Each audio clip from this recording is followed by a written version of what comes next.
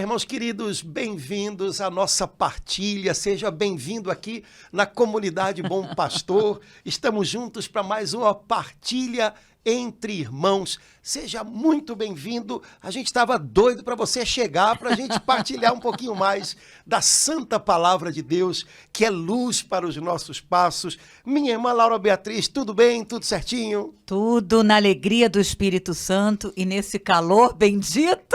Carioca. Especial nesse início de primavera.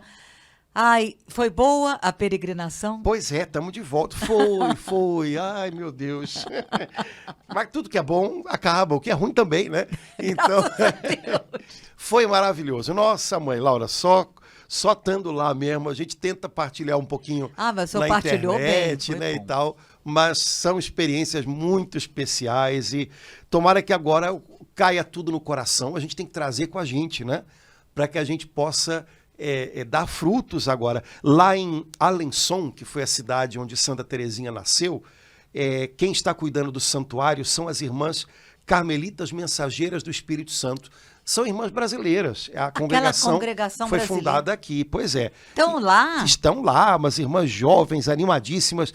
E achei bonitinho porque a irmã que nos recebeu, logo no comecinho, disse: que bom que vocês estão fazendo uma peregrinação. Aí ela disse assim: eu li um dia no livro que peregrinar significa rezar com os pés.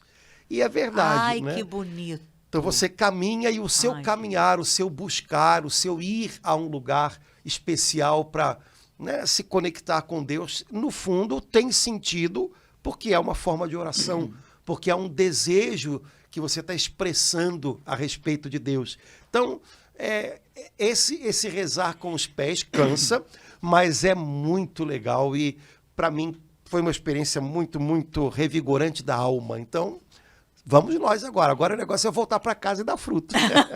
E as partilhas foram muito boas, Padre Antônio, que o senhor a gente pôde acompanhar junto e viver um pouquinho junto o que o grupo, viveu em cada um daqueles lugares tão bonito. A nossa igreja, com tantos testemunhos, alguns daqueles santos eu não conhecia, Padre Antônio, eu nunca tinha ouvido falar, fiquei encantada com cada um deles, aquela Santa Maria, aquela freira que é Beata Maria do Divino Coração. Que nome lindo! E é em Portugal, porque ela era alemã de origem, ela era uma condessa alemã, mas depois dela ir para a vida religiosa, ela ela estudou num colégio das Irmãs do Sagrado Coração de Jesus, de Santa Madalena Sofia Bará. Elas tiveram um colégio durante muito tempo aqui no Rio de Janeiro, né? E é uma congregação dedicada, de modo especial, era dedicada à instrução de moças de classes sociais elevadas, né? E ela estudou num colégio dessa congregação na Suíça. E quando ela quis ser religiosa, a família imaginou que naturalmente ela iria para essa congregação, até porque era dedicada ao coração de Jesus, que era o grande chamego dela. Mas ela conheceu a congregação das Irmãs do Bom Pastor, que é uma congregação que trabalha com a recuperação de mulheres em risco social, de modo especial mulheres que tinham caído na prostituição, e ela desejou essa congregação. Ela queria servir as mais pobres, né? E ela acabou sendo mandada para Portugal. Então, ela viveu o pouco tempo de vida religiosa dela, porque ela morreu relativamente jovem, e praticamente o final todo, e como religiosa professa solene e tal, no Porto, em Portugal.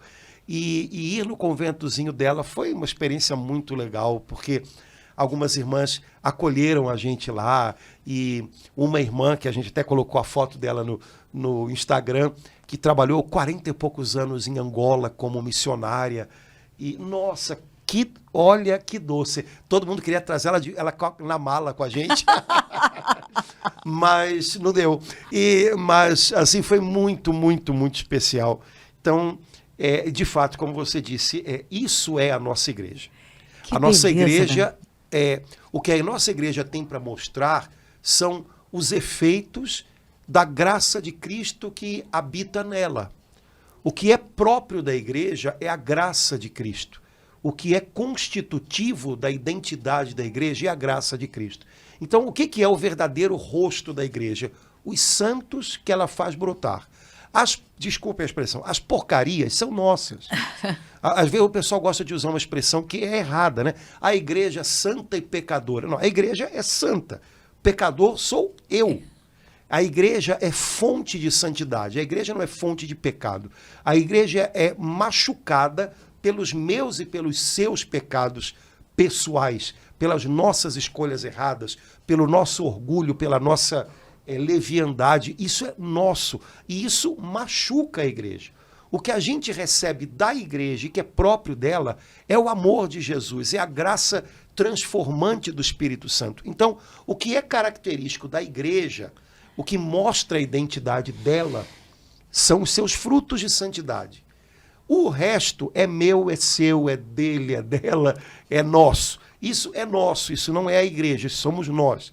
E isso machuca a igreja. Tanto é que dizem que uma vez um repórter fez uma entrevista com Santa Teresa de Calcutá e perguntou para ela o que a senhora mudaria na igreja. Eu sei a resposta. Né? E a resposta dela, o que eu mudaria na igreja? Eu. Né?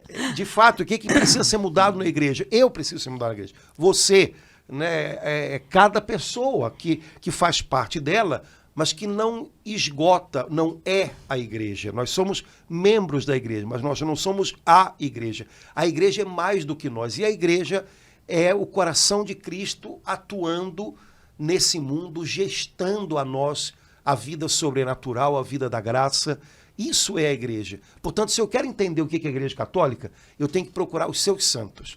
O resto é só sociologia. Eu vou entender que a igreja católica, vou visitar o Vaticano. Você vai entender o que é uma estrutura para servir a igreja. Às vezes serve bem, às vezes não tão bem. Mas não é a igreja, não precisa ir no Vaticano. Né? Padre Antônio, foi isso que o senhor falou, que eu experimentei acompanhando santos e beatos que eu nunca tinha ouvido falar. Então, a experiência, a sensação, o sentimento que eu tive foi, meu Deus, a nossa igreja, porque às vezes a gente fica ouvindo, né, Padre Antônio, tantas coisas pesadas em relação à igreja, né? Então, essa peregrinação que o senhor fez com aquele grupo tão, a gente via no rostinho de cada um, né? A alegria, o amor, a ternura do Pai. Meu Deus, a nossa igreja, uma beata lá em Portugal, que não era portuguesa, que era alemã, na Congregação do Bom Pastor. Gostei do nome. Eu adorei também. Gostei do nome. Depois, aquele Dom Columba Marmion, meu Deus, então é uma riqueza muito grande. Muito grande. A nossa igreja, que o Espírito Santo tem levantado. Isso aí nos encoraja, nos enche de alegria, que às vezes a gente vê cada notícia pesada de um, de outro, de um padre, não sei o quê, não sei o quê. Então, isso reanima a nossa fé, isso enche o nosso coração de alegria, de gratidão a Deus e dá vontade, Senhor, muito obrigada, a tua igreja santa. O Senhor suscitou tantas pessoas, quando a gente conhece um pouquinho deles, a gente fica mais animado. O Senhor fez isso no coração dele, pode fazer no meu também. Na verdade, Laura, se a gente for pensar assim, com clareza, né? O que sai em notícias, normalmente os pecados dos filhos da igreja, não era para ser notícia, porque isso é o ser humano naquilo que ele tem de mais corriqueiro e naquilo que ele tem de mais chão. É o que a gente faz quando a gente se deixa arrastar pelos impulsos da gente. Alguém se surpreende com isso? Por outro lado, o que normalmente não vira notícia, que é o que o Espírito Santo faz quando a gente se deixa conduzir por ele, isso é que era para ser o extraordinário. Exatamente. Porque isso é que é o incrível, né? Isso é que devia chamar a atenção, porque isso é inaudito. A gente sozinho não consegue fazer, né? A gente sozinho não tem esse grau de generosidade, de entrega de vida. Então, isso sim merecia virar notícia. Agora, burradas, erros nossos. Por que notícia? Porque no fundo, isso é o trivial da gente. Isso é o que a gente faz sozinho.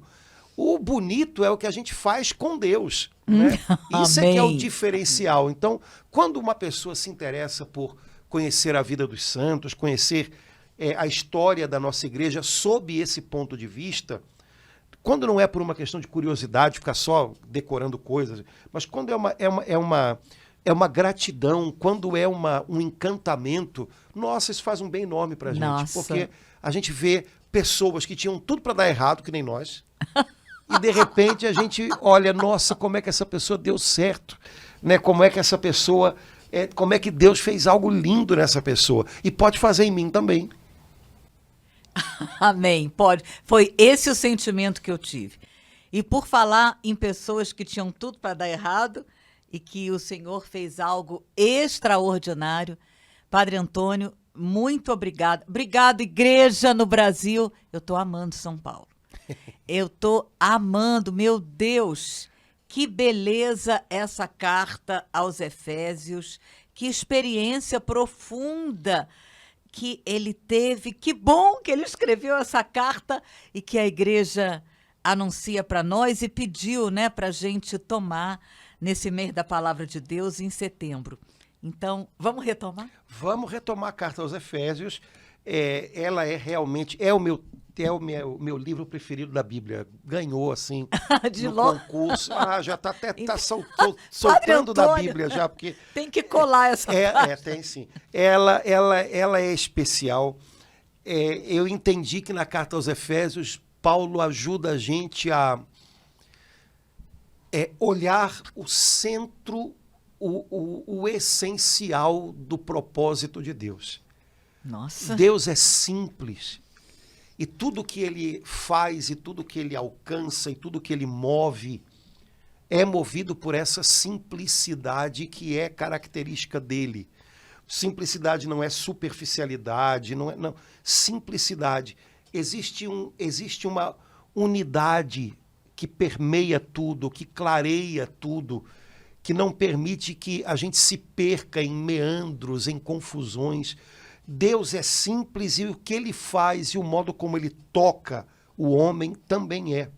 E me parece que na carta aos Efésios, Paulo manifesta isso de uma maneira tão delicada e tão profunda, e ele faz isso de uma maneira, como é que a gente poderia dizer, em espiral, né? Porque no capítulo 1 ele faz isso, depois no capítulo 2 ele faz de novo com outras palavras, e no capítulo 3 ele faz de novo com outras palavras. Então ele no fundo está retomando, ele está voltando sempre àquilo que é essencial, e está abrindo, ele está alargando o entendimento, mas sempre do mesmo ponto, ele está voltando sempre ao mesmo ponto. Quando a gente compreende isso, eu acho que é interessante, porque reforça também na gente aquilo que é o ponto-chave. Então, o ponto-chave é Jesus é o centro de todo o plano de Deus para a criação. Jesus é o alvo aonde Deus deseja conduzir toda a criação. Nele tudo volta ao seu lugar. Nele tudo é recomposto, tudo é reordenado. Nele tudo volta a ser como Deus sonhou no princípio. Nele tudo que estava dilacerado, tudo que estava quebrado é reconstituído. Os homens que estavam dispersos, que estavam em inimizade, eles se reencontram em Jesus. Então, isso para mim fica tão claro em Efésios que não dá para complicar muito isso, sabe? E aí Paulo depois tira as consequências disso. Mas capítulo 1, capítulo 2, capítulo 3, a impressão que eu tenho é que todo o tempo ele está voltando a esse mesmo ponto, para que isso fique luminoso dentro da gente, como um sinal assim, sabe? Olha, o caminho é por aqui, anda por ele, né? E o caminho é qual? É Jesus, né? Por ele, para ele, tudo foi feito. Né? Ele recompõe tudo, ele refaz tudo, ele leva tudo ao propósito inicial, ele eleva ainda mais, porque Jesus não só nos faz voltar ao propósito inicial do Pai, como ele aprimora, vamos dizer assim, a nossa capacidade de receber o que há no coração do Pai.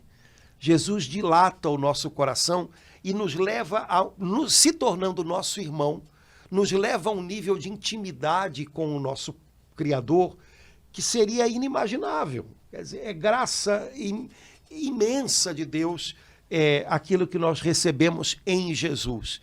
Então, voltamos todo o tempo para Ele, todo o tempo para Ele. Lembrando que, para nós cristãos, o que caracteriza um cristão? Bom, muita gente já escreveu altos livros sobre isso, né? O que é o cristianismo, né? Não vou entrar nessa, né? Mas, no fundo, o que caracteriza um cristão é, de repente, ser alcançado por Jesus Cristo e descobrir que Ele é o centro de tudo. E nele nós temos acesso a Deus, nele Deus nos alcança, Ele é quem recompõe todas as coisas. Na nossa linguagem cristã, isso tem um nome: salvação. Ou seja, tudo que foi perdido ao longo da história, Ele reencontra e refaz. Tudo que estava perdido dentro da gente, Ele reencontra e refaz. Isso é um cristão, né? Para um cristão, Jesus Cristo tem o lugar de primazia. O que é um não cristão? Um não cristão pode ser até alguém que admira Jesus, mas que não reconhece para Jesus esse lugar de primazia. Que não entendeu que Jesus é a chave que abre tudo. Abre tudo. Abre o conhecimento de Deus, abre o conhecimento de nós mesmos. Portanto, me parece que isso é o básico do básico, né? O que é um cristão? É alguém que descobriu que em Jesus eu compreendo tudo. Nada pode suplantar, nada nem ninguém pode me dar algo que eu não encontre em Jesus. Ele é o alvo, Ele é o motivo. Então, vamos lá, Laura, vamos lá, capítulo 3. Paulo volta para o argumento, né? Pois então, em Jesus, e ele aqui toca uma questão que no tempo dele era fundamental, que no nosso tempo não é muito. E por que não é uma questão, como é que a gente pode dizer, uma questão atualmente fundamental do ponto de vista prático? Ela não cria dificuldade no tempo de Paulo criava? A gente perde um pouquinho de vista, mas, por outro lado, essa mesma questão pode ser, no nosso tempo, abordada de um modo mais atual. Que questão é essa? Paulo queria que todo mundo olhasse para ele como o apóstolo dos gentios.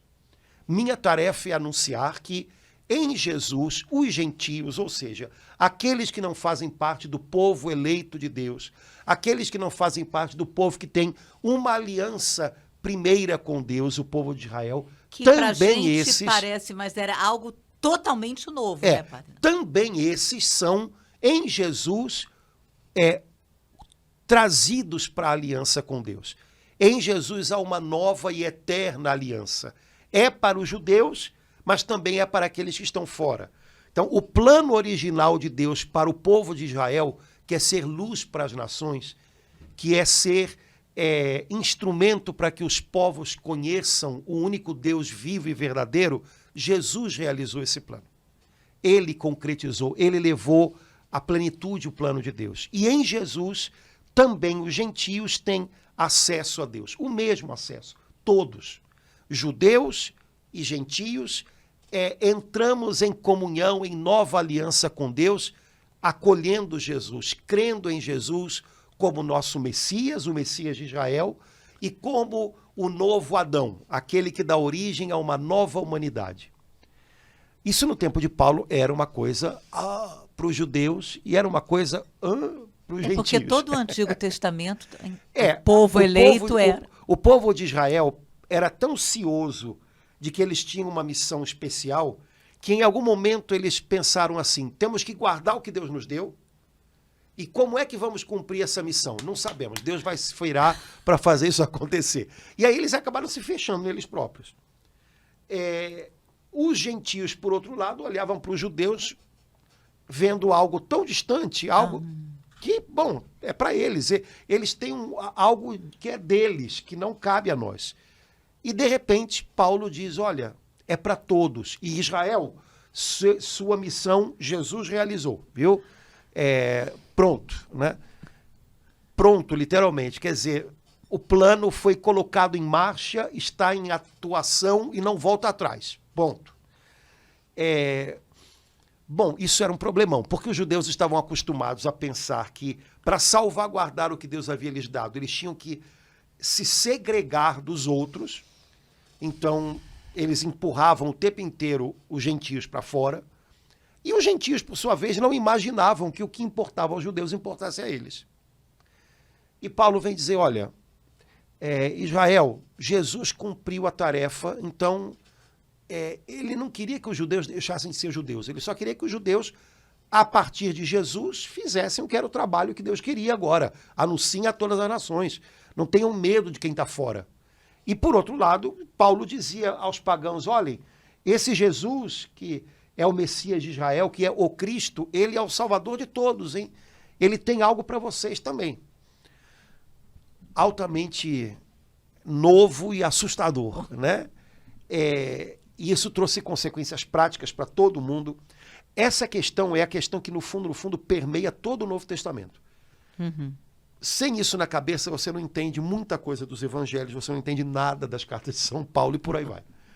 Essa questão hoje para a gente não é tão complicada, porque aos poucos a igreja foi se tornando uma comunidade muito mais de pessoas de origem gentia, ou seja, que não são de origem judaica, do que era naquele tempo. Então, eu e você somos gentios. Isso perdeu um pouco a dramaticidade.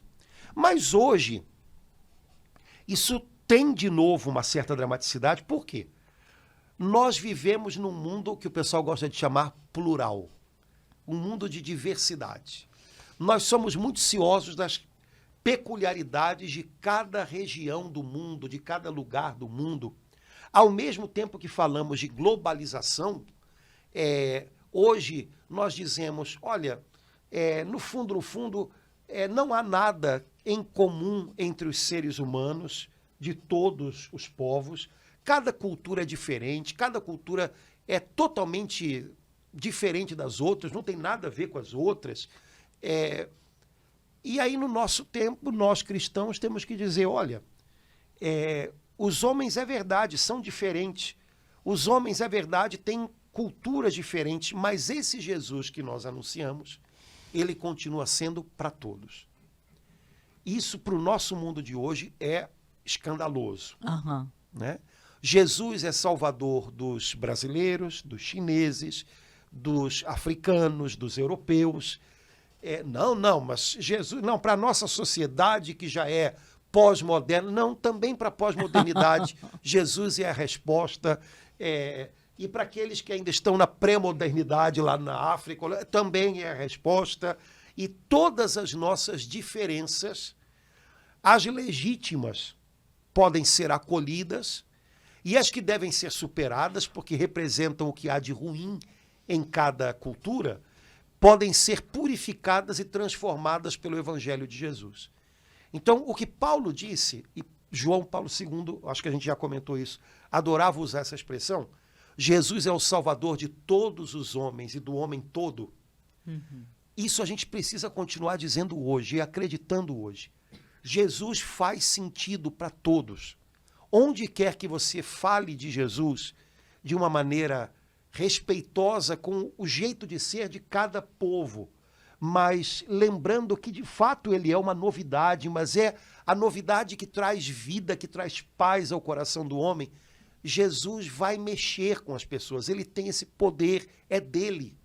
Não é uma questão de propaganda, quem faz a melhor propaganda ganha. Não. Ele é poderoso para alcançar corações e povos. E nós precisamos acreditar nisso ainda hoje. Jesus é o Salvador de todos, também daqueles que ainda não o conhecem.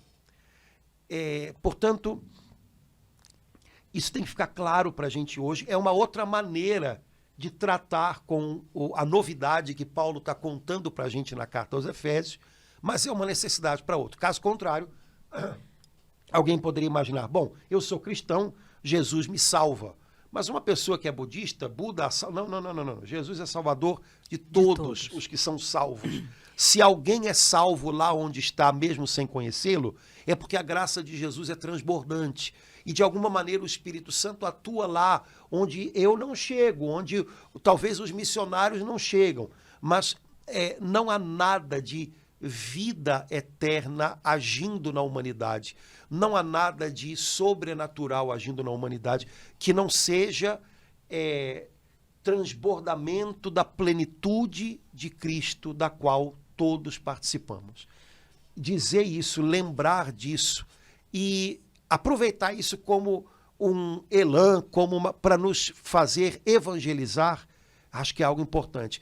Eu posso falar de Jesus no lugar mais diferente do meu, mas se eu falo de Jesus de maneira transparente, atento às necessidades do outro, Jesus é capaz de chegar no coração dele. Padre Antônio, então, para viver isso tudo, é que no versículo 14 ele fala: por esta causa eu dobro os joelhos, intercedendo por todos esses que estão distantes, que não conhecem Jesus. Essa passagem tão conhecida, mas de ouvir falar, mas talvez a gente não tenha ainda parado para mergulhar nessa oração que aqui na nossa Bíblia, Ave Maria, súplica para compreender o amor de Jesus Cristo. Nesse momento que ele faz essa oração, se a gente fechar os olhos, a gente pode contemplar São Paulo realmente prostrado, orando por todos aqueles, né, que estão totalmente afastados, né, que não têm chance ainda, né, de conhecer Jesus. E aí ele fala isso tudo que o senhor acabou de falar, né? Vamos pegar cada frase, porque vamos pegar cada bonito frase demais. Primeiro, Paulo está mostrando para a gente aqui como ele orava. A gente estava comentando antes de entrar aqui, né, que seria maravilhoso a gente fazer, quem sabe fazer por aqui mesmo, um estudo bíblico com as passagens do Novo Testamento em que Paulo diz: eu oro, eu peço, eu louvo. Eu suplico, eu intercedo, eu clamo. Porque Nossa, é a maneira como um apóstolo reza. E me parece que é uma boa maneira da gente aprender a rezar, porque a gente às vezes se gasta nas nossas orações com coisas que não precisavam de tanto tempo. E a gente às vezes se perde daquelas que são mais essenciais, né? Então, Paulo diz: por esta causa, dobro os joelhos em presença do Pai, ao qual deve a sua existência toda a família no céu e na terra. Então, primeiro, ele ora ao Pai. Ele ora de joelhos dobrados ao Pai. E ele dá uma característica do Pai Celestial. O Pai Celestial é a origem de toda a família no céu e na terra. Aí eu leio dessa maneira: o povo de Israel é a família de Abraão. Então o Pai Celestial está na origem dessa família. Mas todas as outras famílias da terra, é o que Paulo diz, também devem a ele a sua existência. Então, todas as famílias das nações têm o mesmo Pai Celestial na sua origem. Quando o homem foi expulso do paraíso, Deus retirou do homem muitas bênçãos que ele havia dado ao criá-lo. Por exemplo, a igreja afirma que o homem tinha recebido muitos dons préternaturais, ou seja, dons que vão além daqueles que hoje nós temos por natureza. E esses dons foram tirados de nós. O modo como o homem era capaz de, por exemplo, conhecer. A inteligência do homem era muito mais primorosa. Isso foi toldado pelo pecado e Deus permitiu até como um limite, né, para o uso da nossa inteligência que estava ferida pelo pecado. E por aí vai. Mas houve uma bênção que Deus nunca tirou de cima da humanidade. A bênção que ele deu ao homem e à mulher se unindo em matrimônio. Essa bênção foi a bênção que nunca foi tirada. A bênção para permanecer juntos e gerar vida para encher a terra. Então, toda família no céu e na terra tem no Pai Celestial a sua origem. Agora, existe uma família no céu? Existe. Ali em Efésios 2, Paulo disse: a igreja é a família de Deus. Então, existe uma família que é maior do que a família natural de Abraão, que era o povo judeu. Existe uma família que se faz de gente das famílias de todas as nações. É a família de Deus, a igreja, que já tem habitantes no céu, que ainda tem habitantes na terra. Então, o Pai Celestial é a fonte da existência de toda a família no céu e na terra. É uma bonita maneira de falar do Pai. Ou seja, ele é Pai mesmo, né? Ele é Pai acima de tudo porque é o Pai do Filho eterno que se fez homem, nosso Senhor Jesus Cristo. Então, ele é Pai desde toda a eternidade. Ele é Pai ao nos criar, nos dando a graça, nos dando a bênção de poder gerar famílias humanas. Ele é Pai do povo de Israel, o povo da primitiva aliança. Ele é Pai da igreja, que é a sua família. Então, por todos os títulos, a origem de todas as coisas é o Pai Celestial. Ele chamar, que ele poderia, em presença do Senhor, em presença do Criador, me tocou muito ele se dirigir ao Criador como Pai. Pai, porque Jesus veio nos ensinar, em primeiro lugar, a chamar Deus, o seu Pai, de nosso Pai. Deus é Trindade, Pai, Filho e Espírito Santo. Jesus é Deus com o Pai e o Espírito Santo. O Espírito Santo é Deus e merece adoração e louvor como o Pai e o Filho. Mas a segunda pessoa da Trindade, o Filho, se fez nosso irmão, assumiu a nossa natureza humana, e com coração humano, e com voz humana, e com mente humana, ele viveu aqui na Terra como filho. Mergulhou o seu coração no Pai como filho, obedeceu ao Pai como filho, teve relacionamento com o Pai como filho, mas tudo isso também de maneira humana, não apenas do modo como ele tinha esse relacionamento na eternidade, também de maneira humana.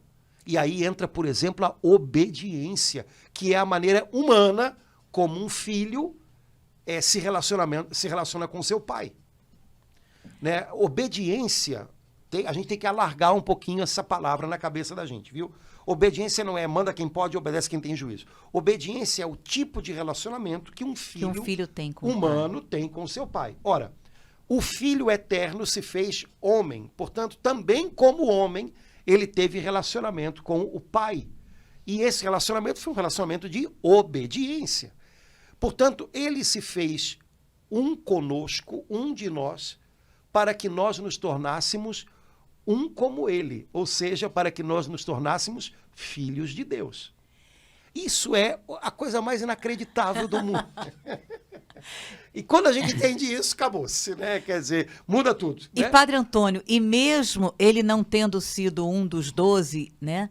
Mas que intimidade com o Pai, que intimidade com Jesus, para ele fazer essa oração chamando Deus de Pai. Mas é assim que a igreja ensina a gente a orar assim.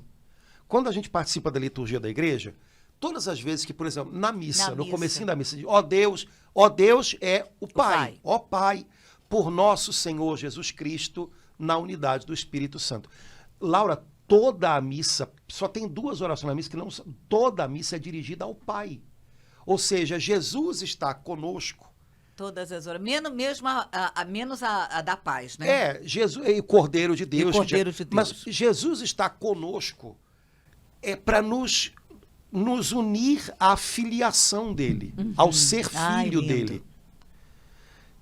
Jesus se oferta ao Pai uma vez por todas, e essa oferta perdura, e em cada Eucaristia essa oferta celebrada se atualiza em cada um de nós. Ele na Eucaristia, na missa, ele nos atrai para dentro da oferta dele, para que a minha vida seja oferta de filho ao Pai, como a vida dele. E a gente precisa forçar um pouquinho a gente mesmo a aprender a orar desse jeito. Né? E a gente não se força muito, simplesmente quando a gente aprende a orar com a igreja. Então, aqui, de uma forma muito clara e terna, né?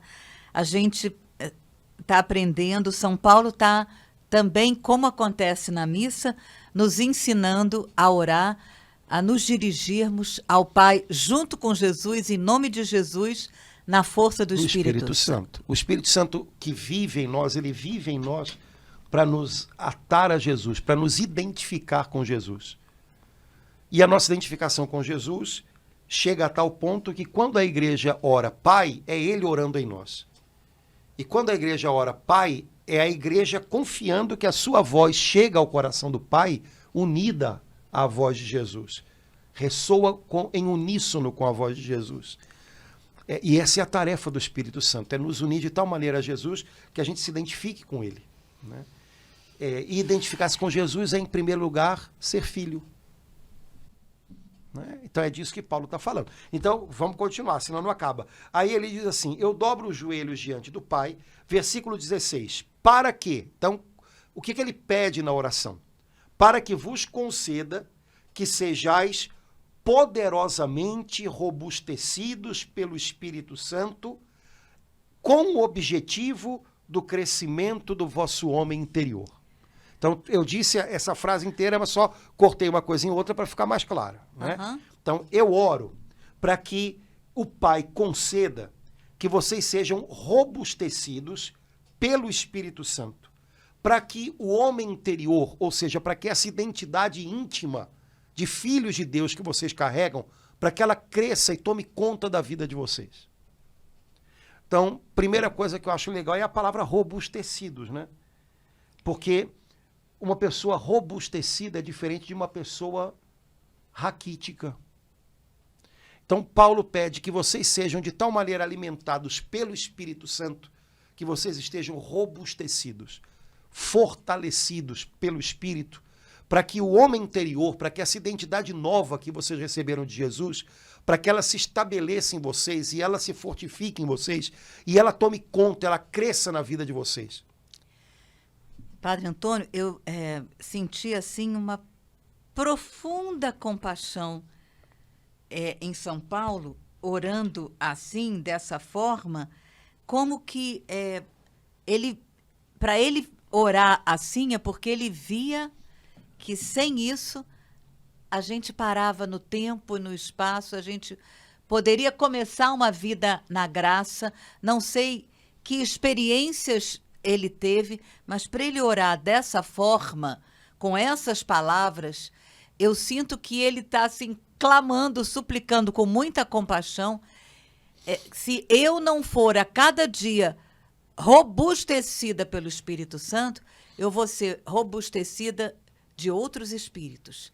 Ou vou parar no meio do caminho, ou vou realmente afundar. É assim que eu estou enxergando. Fica raquítico espiritualmente. Paulo, pelo que ele fala, a gente às vezes tem a tendência a idealizar um pouquinho demais da conta a comunidade cristã primitiva, né? Mas pelo que ele fala nas cartas dele, então, ele encontrou muitos cristãos espiritualmente raquíticos, que estavam se deixando confundir pelas doutrinas do entorno deles, que estavam se entregando a intrigas. Paulo possivelmente foi levado à morte por intrigas entre cristãos. Então ele deve ter conhecido gente espiritualmente muito raquítica. E deve ter ficado muito compadecido disso, né? Porque ele sabe que um cristão robustecido é uma potência nas mãos de Deus, né? E um cristão raquítico,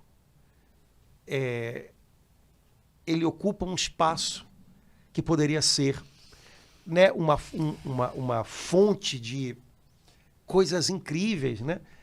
Mas não cumpre a sua missão, não realiza a sua identidade mais profunda, né? Então, quem sabe hoje, se Paulo olhasse para nós, ele veria em nós cristãos raquíticos, né? Apesar de estarmos talvez na igreja, estarmos aqui, mas espiritualmente raquíticos, ou seja, o nosso homem interior não está robustecido. Até fazemos algumas coisas, corremos, faz isso, faz aquilo, vai lá, fala na internet e tal, mas não é isso que robustece o homem interior, né? O que robustece o homem interior é ser alimentado pelo Espírito Santo. O homem exterior, às vezes, está até agitado e pode até fazer mais agitação, né? Mas não dá fruto, não dá fruto, né? Então, hoje, acho que seria, né, por mais que seja uma pergunta dura, mas seria uma pergunta importante. Eu estou interiormente robustecido ou eu estou interiormente raquítico? Eu estou alimentado para que eu possa gastar as minhas energias com o reino de Deus, ou eu estou à míngua? E às vezes nem percebo isso, porque externamente eu estou, mas por dentro, à míngua. Como um instrumento que não pode ser usado, né? Essa semana eu estava rezando, me veio a imagem de um martelo ou uma faca sem corte, sem força. Quer dizer, tem o potencial de cortar, tem o potencial né, de ser usado por um artesão, mas não serve porque não está afiado, porque não está arrumado, aprumado. Poxa vida, será que eu estou assim nas mãos de Deus? Senhor, vem em meu socorro. Obrigado porque o Senhor está me mostrando isso e eu agora entendo que eu preciso, no fundo, isso é o que eu mais preciso hoje, ser robustecido interiormente pelo Teu Espírito Santo, para que eu possa dar fruto, né, do que o Senhor está fazendo em mim. Padre Antônio, eu conheço essa passagem há pelo menos uns 45 anos. É incrível, né, o que o Espírito Santo faz quando a gente, né, para um pouco. Mas a compreensão que eu estou tendo agora esse clamor de São Paulo, é isso que o senhor falou, né? O que ele via ali para ele clamar de joelhos dobrados que a gente seja robustecido. Então, ele entendeu que se a cada dia a gente não pedir isso para a gente e para os outros, né, a gente corria um risco sério, né? Sim.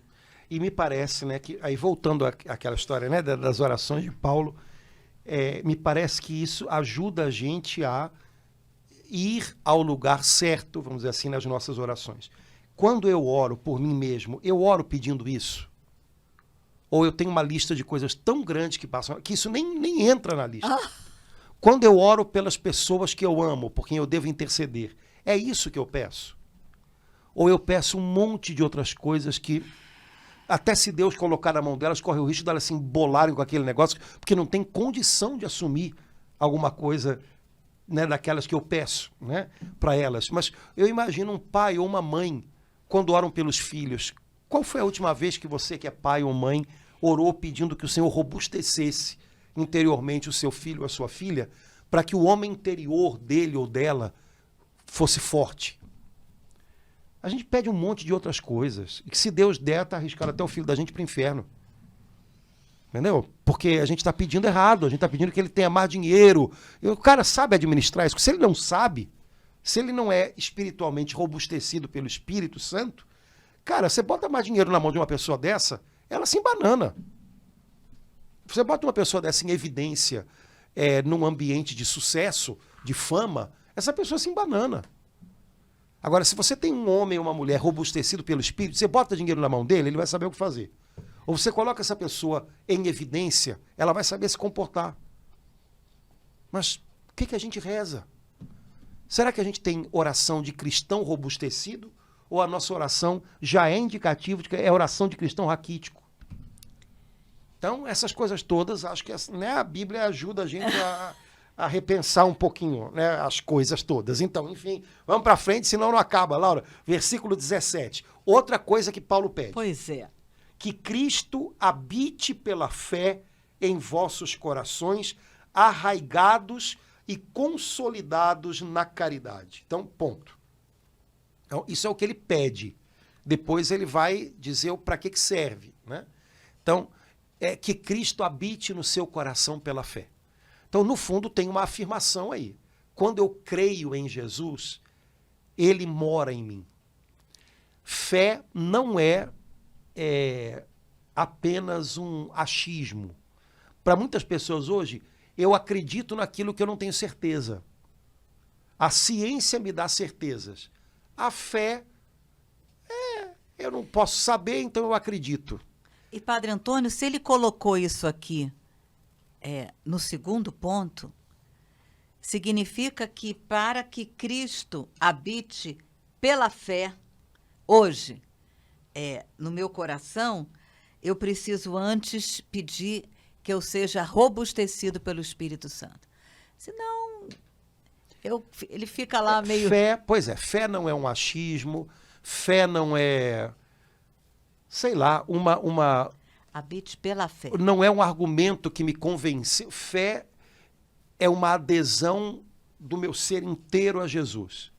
Então, a fé envolve o meu pensamento, o meu sentimento, tudo que há em mim, a minha vontade, e é uma adesão a Ele. Fé é um tipo de relacionamento com Jesus que muda a minha vida. Esse relacionamento me é dado pelo Espírito Santo. Esse relacionamento me envolve por inteiro, então não é um pedaço de mim. Eu tenho fé aqui e tenho amor depois aqui. Não. Fé e amor trabalham sempre juntos. Por isso Paulo diz, arraigados e consolidados na caridade, que é esse amor poderoso que vem de Deus. Né?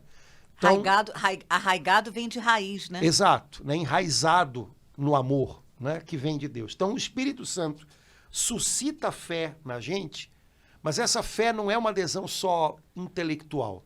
Essa fé faz com que eu adira, né, a Cristo, dando o meu consentimento a Ele, o consentimento da minha razão a Ele. Eu compreendo que Ele é o Filho de Deus, eu compreendo que Ele é o meu Salvador, eu compreendo que Ele me alcança pelo seu Espírito hoje, e ao mesmo tempo eu não só compreendo, mas eu sou envolvido por isso, e isso toma um lugar de relevo na minha vida. Isso é amor, isso é caridade. Eu compreendo e sou arrastado a isso. Né? E eu me toquei muito com esse habite pela fé, que Cristo habite pela fé, porque eu posso acordar amanhã e no meu coração habitar um terrível desânimo, uma tristeza, um mal-estar, e então que Cristo habite pela fé. Pela fé a gente ultrapassa tudo isso, né? Pela fé a gente tem essas coisas todas, mas não para nelas. Para não dar a impressão de que não para pela nela. fé eu não vou acordar mal um dia, eu não vou... Não, pela fé, o meu sentimento não me paralisa, certo? Então, pela fé que traz Cristo a mim, porque Amém. Crer em Jesus é aderir a Ele, e quando eu adiro a Ele, Ele vem a mim, né? Fé não é só, tá. Não, fé Ele veio. Ele veio e eu acolho por inteiro. Ela ilumina a minha inteligência e ilumina a minha vontade. E por causa dessa iluminação, eu sou capaz de colocar em ordem sentimentos que são a parte mais superficial do meu ser, que de outra maneira mandariam em mim. Mas que dessa vez, não, eu estou aqui, fazer o quê? Queria sentir outra coisa, mas hoje não está dando, mas eu não vou ser movido por isso. Há muitos anos atrás, eu era moleque, eu ganhei um folhetinho desses que eu não sei se alguém que dava, o pessoal, antigamente da Assembleia de Deus, o pessoal dava umas coisinhas na rua, né, pra gente, mas eu guardei aquilo há muito tempo, que era um folhetinho que tinha um trem, um folhetinho que falava de fé, poucas frases, e tinha um trem. E no trem estava escrito, assim, tinha a locomotiva, e estava escrito fé. Aí atrás estava escrito inteligência, e no último vagão era sentimento. É interessante porque muita gente imagina que fé é sinônimo de sentimento. E quem imagina isso quebra a cara rápido. Porque não amadurece, cara. Não amadurece. Minha fé está aqui.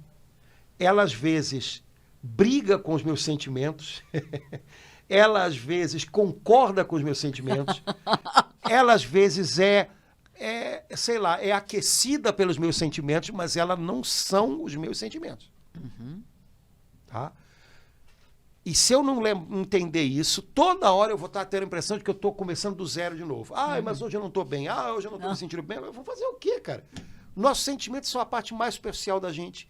É a parte que está mais suscetível ao que vem de fora. Então, cara, me bateu, encolhi. Né? Levei uma beijoca, estou me sentindo maravilhoso. Tu vai ficar nessa. Tudo isso é normal. A grande questão é, eu fiz disso a minha locomotiva? Aham. Porque se eu fiz disso a minha locomotiva, em algum momento, essa locomotiva não tem combustível para ir para frente. Isso é vagão, tem que colocar lá atrás. A locomotiva é a fé, então vamos embora. Ela é que me leva. Ela ilumina a minha razão, a minha inteligência, me faz perceber, né, o que a minha razão, às vezes, até intuía, mas não com tanta clareza. Ela ilumina e fortalece a minha vontade para que eu queira o melhor, para que eu queira a vontade de Deus. E ela, às vezes, briga com os meus sentimentos, coloca eles em ordem, às vezes concorda com os meus sentimentos e às vezes é aquecidinha pelos meus sentimentos. Mas não se identifica com eles. Fé, na linguagem cristã, não é achismo, não é o contrário de certeza. Ciência me dá certeza. Tá. A fé é aquilo que eu não sei, que eu não posso explicar, que é ilógico. Peraí, o que é ilógico não tem, às vezes, muito a ver com fé, tem a ver só com um erro de cálculo, sei lá, né? Fé não é isso, né? Fé não é acreditar em si próprio. Eu acredito muito em mim mesmo, isso é fé. Não, não é não, querido. Isso aí é autoconfiança, às vezes funciona, outras vezes é um desastre, né? Fé sei lá, é acreditar em qualquer coisa, isso é péssimo, né? Normalmente, quem não tem esta fé, acredita em qualquer coisa. Né? Então tem que limpar o terreno, porque é uma palavra que a gente usa demais, mas que na linguagem da Bíblia, que é a linguagem de Deus, ela tem um sentido mais... E fé nunca anda sozinha. Fé anda sempre com caridade, amor. Porque não é só um assentimento da cabeça, é um envolvimento com Cristo. Então o amor não dá para você soltar ele da fé, porque senão não seria envolvimento. Porque senão a fé não te daria Cristo. Ele não habitaria em você. Ele seria alguma coisa diante de você e você... tá. Né? Beleza, Laura? Agora, a partir do versículo 18, ele diz, ele pediu isso, robustecimento do homem interior pelo Espírito, que Cristo habite pela fé nos corações, consolidados na caridade, para quê? A fim de que possais com todos os cristãos compreender qual seja a largura, o comprimento, a largura, o comprimento, a altura e a profundidade. Nossa. Isto é, conhecer a caridade de Cristo, que desafia todo o conhecimento, e sejais cheios de toda a plenitude de Deus. Ou seja, ele pediu, olha, eu quero que vocês tenham isso. Se vocês forem robustecidos pelo Espírito e arraigados em amor, numa verdadeira fé em Cristo Jesus, vocês vão ter tudo. Ele está falando de plenitude de Deus é tudo. Vocês vão ter tudo. Nada vai fazer falta. Vocês vão ser mergulhados no amor de Cristo. Que quando ele fala de largura, comprimento, altura e profundidade, ele está falando de uma piscina. Né?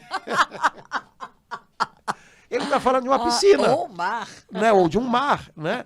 Então, que vocês sejam mergulhados nisso. Que isso envolva vocês por todos os lados. Que isso tenha a ver com tudo na vida de vocês. Porque assim vocês vão ser cheios de toda a plenitude de Deus. Ou seja, Deus vai preencher cada área, cada dimensão da vida de vocês. Não, a religião de vocês não vai ser um compartimento, não vai ser uma tarefa de domingo de manhã. Ela vai trazer vida abundante para vocês em tudo. Vocês vão ser mergulhados no amor de Deus e vão ser encharcados nele em todo lugar onde vocês estiverem. Isso é cristianismo. E ele completa... tem uma música linda com esse versículo, Padre Antônio. Aquele que pela virtude que opera em nós pode fazer infinitamente mais do que tudo quanto pedimos ou entendemos.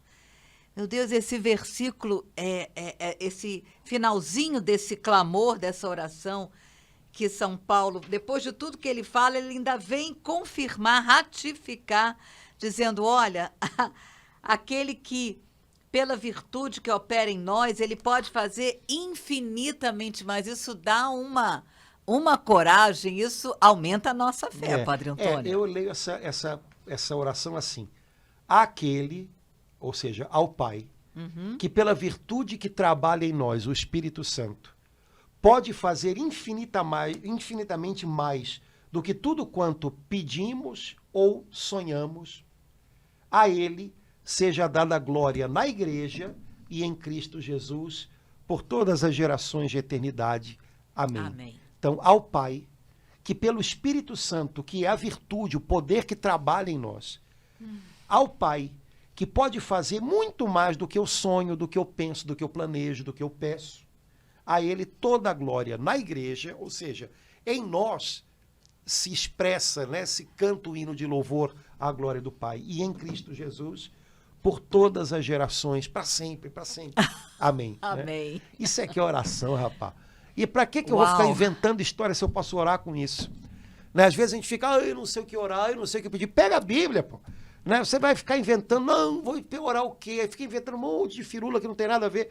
Ou então fica achando que tem que rezar mas a oração disso, daquilo outro. O pessoal está exagerando na dose. Pega a Bíblia, lê, agora vai com calma, né? Lê e vai tentando acompanhar o que Paulo está dizendo. Você vai chegar no final e vai dizer, uau, que oração foi essa, né? Eu pedi a Deus tudo, que eu seja preenchido por toda a plenitude de Deus. Foi isso que a gente pediu aqui. Então, nossa mãe, uma oração dessa levanta até defunto. Então, a gente tem que entrar nessa onda, nessa vibe, né? De orar com a ajuda dos apóstolos, com a palavra de Deus, que é a terra fértil onde brotou a oração da igreja. Padre Antônio, eu fui lá para aquele momento que São Paulo fez essa oração, porque se ele escreveu isso, é porque ele fez isso com os joelhos dobrados, clamando. E eu nem sei se naquele momento ele tinha ideia de que essa oração iria alcançar a gente em 2023 dessa forma. Valeu, Paulão. Valeu. Rapaz, ajudou, né? Então, mas eu acho que ele imaginava, porque como ele era o apóstolo dos gentios, eu acho que no fundo do coração dele, ele imaginava, isso vai chegar em gente que eu não faço nem ideia. Oh, glória a Deus. Quando a gente abraça a missão que Deus nos dá, os frutos vão muito além da gente, porque a missão é de Deus. Os frutos também. As mãos são nossas, isso aqui passa, mas o que ele faz perdura. Então, sejamos fiéis à missão que ele nos confiou como Paulo. Amém. E a gente vai ver frutos maravilhosos na eternidade. Amém. Infinitamente mais. Exato. Gente, vamos parar por aqui, senão a gente não para. Vamos nós. Laura, um abração. Até a próxima, com a graça de Deus. Gente, um abração. Tchau, tchau. Tchau, irmãos.